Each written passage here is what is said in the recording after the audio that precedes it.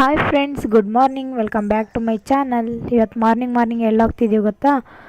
ದೇವಸ್ಥಾನಕ್ಕೆ ಹೋಗ್ತಿದ್ದೀವಿ. ಯಾವ ದೇವಸ್ಥಾನಕ್ಕೆ ಅನ್ನೋದನ್ನೆಲ್ಲ ಹೇಳ್ತೀನಿ. ಈ ಸಂಡೇ ವ್ಲಾಗು ಸ್ವಲ್ಪ ಲೇಟ್ ಆಯಿತು ಅಪ್ಲೋಡ್ ಮಾಡೋಕ್ಕೆ, ಏನೋ ಅನ್ಕೋಬೇಡಿ. ಫುಲ್ ಎಂಡ್ ತನಕ ನೋಡಿ, ಹಾಗೆ ನನ್ನ ಚಾನಲ್ನ ಸಪೋರ್ಟ್ ಮಾಡಿ ಅಂತ ಕೇಳ್ಕೊತಿದ್ದೀನಿ. ನಾನು ಮತ್ತು ನಮ್ಮ ಅತ್ತೆ, ನಮ್ಮ ಮಾವ, ನಮ್ಮ ಮಕ್ಕಳು, ನಮ್ಮ ಹಸ್ಬೆಂಡ್ ಎಲ್ಲ, ನಮ್ಮ ಫ್ಯಾಮ್ಲಿ ಎಲ್ಲನೂ ಸಹ ದೇವಸ್ಥಾನಕ್ಕೆ ಹೋಗ್ತಾಯಿದ್ದೀವಿ. ನನ್ನ ಮಗ ನೋಡಿ ಯಾವ ರೀತಿ ಪೋಸ್ ಕೊಡ್ತಿದ್ದಾನೋ, ಸ್ಪೆಕ್ಸ್ ಹಾಕಿದ್ನಿ ಅಂದ್ಬಿಟ್ಟು ಹಾಗೆ ವೀಡಿಯೋ ಮಾಡ್ಕೊಂಡೆ. ಅವನು ಸ್ಪೆಕ್ಸ್ ಹಾಕೊಂಡಿದ್ದು ನೋಡೋ ಅಂದಿದ್ದಕ್ಕೆ.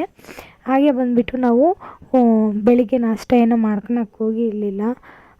ಒಳ್ಳೆ ಹೋಟ್ಲಲ್ಲೇ ನಾನು ಒಂಚೂರು ತಿನ್ಕೊಂಡು ಹೋಗ್ಬಿಡೋಣ ಅಂದ್ಬಿಟ್ಟು ಹಾಗೆ ಹೋಗ್ತಿದ್ವಿ. ಯಾಕಂದರೆ ಮತ್ತೆ ಮಧ್ಯಾಹ್ನ ಅಂದಮೇಲೆ ಹಸ್ಬೆಂಡ್ಗೆ ಕೆಲಸ ಇದೆ ಅಂತಂದರು.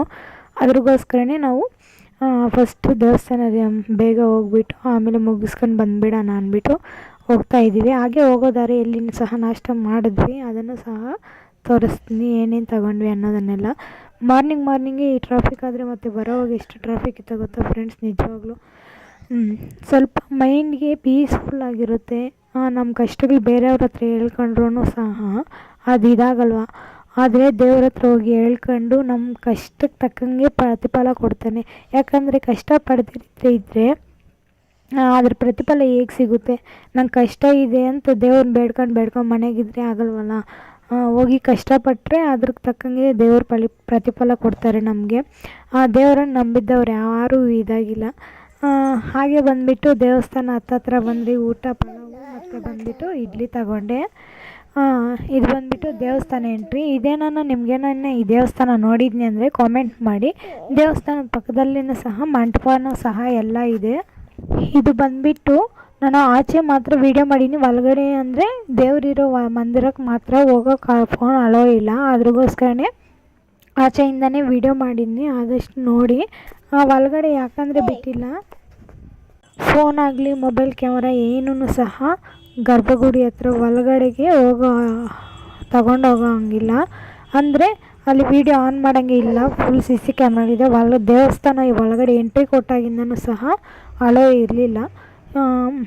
ಏನಂದರೆ ದೇವಸ್ಥಾನದೊಳಗಡೆ ಫೋಟೋಸು ಏನು ಇಳಿಸ್ಬಾರ್ದು ಅಂದರೆ, ಅದಕ್ಕೆ ನಾನು ಆಚೆಯಿಂದನೇ ತೋರಿಸ್ತಾ ಇದ್ದೀನಿ. ನಾವು ಶಯನ್ಗೆ ಬಂದುಬಿಟ್ಟು ಇಲ್ಲೇ ಸಹ ಉಟ್ಕೂದಲೂ ಸಹ ಕೊಟ್ಟಿದ್ದಿದ್ದು, ನಾಮಕರಣ ಎಲ್ಲ ಇಲ್ಲೇ ಮಾಡಿದ್ದಿದ್ದು. ಇನ್ನು ನನ್ನ ಮಗಳಿಗೂ ಸಹ ಇನ್ನೊಂದು 3 months ಇದೆ ಅಷ್ಟೇ. ಮತ್ತೆ ಈ ದೇವಸ್ಥಾನಕ್ಕೆ ಬರಬೇಕು, ಮತ್ತು ಹುಟ್ಕೂದಲು ಕೊಡೋಕ್ಕೆ ನನ್ನ ಮಗಳಿಗೆ. ಹಾಗೆ ದೇವಸ್ಥಾನ ಒಳಗಡೆ ಎಂಟ್ರಿ ಆದಮೇಲೆ ಕೈಕಾಲುಗಳೆಲ್ಲ ತೊಳ್ಕೊಂಡು ಹೋಗೋಣ ಅಂತ ಅಂದ್ಬಿಟ್ಟು ಕೈಕಾಲುಗಳೆಲ್ಲ ತೊಳ್ಕೊಂಡು ಹೋಗ್ತಿದ್ರಿ. ಇಲ್ಲೇ ಸ್ಟ್ರೈಟ್ ಕಾಣಿಸ್ತಿದೆಯಲ್ಲ ಬ್ಲೂ ಕಲರ್ ಪೇಂಟಲ್ಲಿ, ಅಲ್ಲೇ ಕುತ್ಕೊಂಡು ಮಾಡಿರೋ ಶಯನ್ನ. ನನಗೆ ಯಾವತ್ತನ ಆಗಲಿ ದೇವಸ್ಥಾನಕ್ಕೆ ಬಂದರೆ ಈ ಮೆಮೊರಿ ಮಾತ್ರ ಹಾಗೇ ಇರುತ್ತೆ ಅನಿಸುತ್ತೆ. ಇಲ್ಲೇ ಫ್ರೆಂಡ್ಸ್, ನಿಜವಾಗ್ಲೂ ನಂಗೆ ಈಗೂ ಒಂದೊಂದು ಸರಿ ಇಷ್ಟು ಬೇಗ ಆಗೋಯ್ತಾ 3 ವರ್ಷ, ಇಷ್ಟು ಬೇಗ ಆಗೋಯ್ತಾ ಅನ್ನಿಸ್ತಿದೆ. ನಾವು ಇಲ್ಲೇ ಫ್ರಂಟ್ ಗೇಟಲ್ಲಿ ಹೋಗ್ಬೇಕಾಗಿದ್ದು, ಬಟ್ ಅಲ್ಲಿ ಕ್ಲೋಸ್ ಆಗಿದೆ. ಇದು ಬಂದುಬಿಟ್ಟು ಈಗ ಹೋಗೋಣ ಅಂದ್ಬಿಟ್ಟು ಹೋಗ್ತಾಯಿದ್ದೀವಿ. ಯಾಕಂದರೆ ಒಳಗಡೆ ಹೋಗೋಕ್ಕಾಗಲ್ಲ, ಅದಕ್ಕೆ ನಾನು ಆಚೆಯಿಂದನೇ ನೀಟಾಗಿ ತೋರಿಸ್ತೀನಿ. ಇದು ಬಂದುಬಿಟ್ಟು ವೆಂಕಟರಮಣ ಸ್ವಾಮಿ ದೇವಸ್ಥಾನ. ಯಾರಿಗೆಲ್ಲ ಗೊತ್ತಿದ್ದರೆ ಕಾಮೆಂಟ್ ಮಾಡಿ, ಗೊತ್ತಿಲ್ಲ ಅಂದರೆ ಒಂದು ಸರಿ ನೋಡಿ. ಇದು ಚಿಕ್ಕಬಳ್ಳಾಪುರ ಹತ್ರ ಇರುತ್ತೆ. ಇದು ತಲಕಾಯಲು ಬೆಟ್ಟ ಅಂತಾರೆ ಇದನ್ನು. ದೇವಸ್ಥಾನಕ್ಕೆ ಹೋಗಿ ಪೂಜೆ ಎಲ್ಲ ಮುಗಿಸ್ಕೊಂಡು ಬಂದು ಸ್ವಲ್ಪ ಹೊತ್ತು ಆಚೆ ಕೂತ್ಕೊಂಡಿದ್ವಿ. ಸ್ವಲ್ಪ ಪೀಸ್ಫುಲ್ಲಾಗಿದೆ ಮೈಂಡು. ಸ್ವಲ್ಪ ಯಾವತ್ತೇ ಆಗಲಿ ದೇವಸ್ಥಾನಕ್ಕೆ ಹೋದ್ಮೇಲೆ ಹಾಗೇ ಬರಬೇಡಿ. ಒಂದು ಸ್ವಲ್ಪ ಹೊತ್ತು ಕೂತ್ಕೊಂಡು ಸ್ವಲ್ಪ ಜ್ಞಾನ ಮಾಡ್ಕೊಂಡು ನಿಮ್ಮ ಕಷ್ಟಗಳನ್ನೆಲ್ಲ ದೇವ್ರ ಹತ್ರ ಹೇಳ್ಕೊಂಡು ಬನ್ನಿ. ಆಗ ಒಂದು ಸ್ವಲ್ಪ ರಿಲ್ಯಾಕ್ಸಾಗಿರುತ್ತೆ. ನಮ್ಮ ಕಷ್ಟಗಳೆಲ್ಲ ತೀರ್ದಂಗೆ ಒಂದು ಸ್ವಲ್ಪ ಅನಿಸುತ್ತೆ. ಲಿಕ್ಕಿದ್ರು ಅಂತ ಹೇಳಿದ್ನಲ್ವಾ, ಅದು ದೇವ್ರದ್ದು ಮೆರವಣಿಗೆ ಎತ್ಕೊಂಡು ಹೋಗ್ತಿದ್ದಾರೆ. ದೇವಸ್ಥಾನನ ಒಂದು 3 ರೌಂಡ್ ಹೊಡಿತಾರೆ.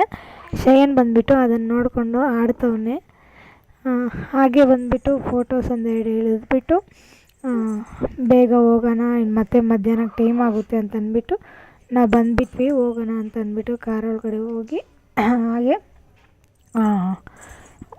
ಸ್ವಲ್ಪ ಕೆಲಸ ಇರೋದ್ರಿಂದ ಬೇಗ ಹೋದ್ವಿ. ಮಾರ್ನಿಂಗ್ ಬೇಗ ಹೋಗಿದ್ದಕ್ಕೆ ಇವಾಗ ಟೈಮ್ ಪ್ರಕಾರ ಬೇಗ ಮುಗಿಸ್ಕೊಂಬಿಟ್ಟು ಬಂದ್ವಿ. ಮನೆಗೆ ಹೋದ್ಮೇಲೆ ವೀಡಿಯೋ ಅಪ್ಲೋಡ್ ಮಾಡೋಣ ಅಂದರೆ ನಮ್ಮ ಹಸ್ಬೆಂಡ್ ಕಾರಲ್ಲೇ ಇಟ್ಬಿಟ್ಟಿದ್ದೆ ನನ್ನ ಮೊಬೈಲು. ಅವರು ಆಚೆ ಹೋಗ್ಬೇಕಂತ ಹೇಳಿದ್ನಲ್ಲ, ಅಲ್ಲಿ ಹೋಗಿದ್ರು.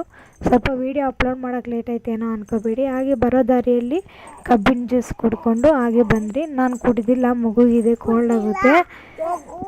ಆದಷ್ಟು ನೀವು ಬೇಸಿಗೆ ಕಾಲದಲ್ಲಿ ನೀರನ್ನು ಜಾಸ್ತಿ ಕುಡೀರಿ. ಯಾಕಂದರೆ ಬೇಸಿಗೆ ಕಾಲದಲ್ಲಿ ಬಿ ಪಿ ಜಾಸ್ತಿ ಆಗೋದು, ಈ ಲೋ ಆಗಿಬಿಡೋದು ಎಲ್ಲ ಆಗುತ್ತೆ. ಸ್ವಲ್ಪ ಹುಷಾರಾಗಿರಿ. ಆದಷ್ಟು ಎಳ್ನೀರು ನೀರು ಜಾಸ್ತಿ ಕ್ವಾಂಟಿಟಿಯಲ್ಲಿ ಕುಡೀರಿ. ಏನನ್ನ ಜ್ಯೂಸ್ ಫ್ರೂಟ್ಸ್ ಆಗಲಿ ಬಿಡಿ, ಅದನ್ನೇ ಜ್ಯೂಸ್ ಮಾಡ್ಕೊಂಡು ನೀರಿನ ಪ್ರಮಾಣದಲ್ಲಿ ತಗೊಳ್ಳಿ. ಯಾಕಂದರೆ ಜೀರ್ಣ ಆಗೋಕ್ಕೂ ತುಂಬ ರಿಲ್ಯಾಕ್ಸಾಗಿ ಇರುತ್ತೆ. ಮತ್ತು ಬಂದುಬಿಟ್ಟು ಮೈಂಡು ಸಹ ಬಾಡಿ ಹೀಟ್ ಆಗದಿರೋಣ ಸಹ ಇರುತ್ತೆ. ಓಕೆ ಫ್ರೆಂಡ್ಸ್, ನನ್ನ ವಿಡಿಯೋ ಏನನ್ನ ಇಷ್ಟ ಆಗಿದ್ದರೆ ಲೈಕ್, ಶೇರ್ ಆ್ಯಂಡ್ ಸಬ್ಸ್ಕ್ರೈಬ್ ಮಾಡ್ಕೊಳೋದನ್ನು ಬರಿಬೇಡಿ. ಹಾಗೆ ನಿಮಗೆ ಯಾವ ಥರ ವೀಡಿಯೋಸ್ ಬೇಕು ಅನ್ನೋದನ್ನೆಲ್ಲ ಕಾಮೆಂಟ್ ಮಾಡಿ. ಹಾಗೆ ನನ್ನ ಚಾನಲ್ನ ಸಪೋರ್ಟ್ ಮಾಡಿ ಅಂತ ಕೇಳ್ಕೊತಿದ್ದೀನಿ. Bye friends. ಬಾಯ್ ಬಾಯ್. ಬಾಯ್.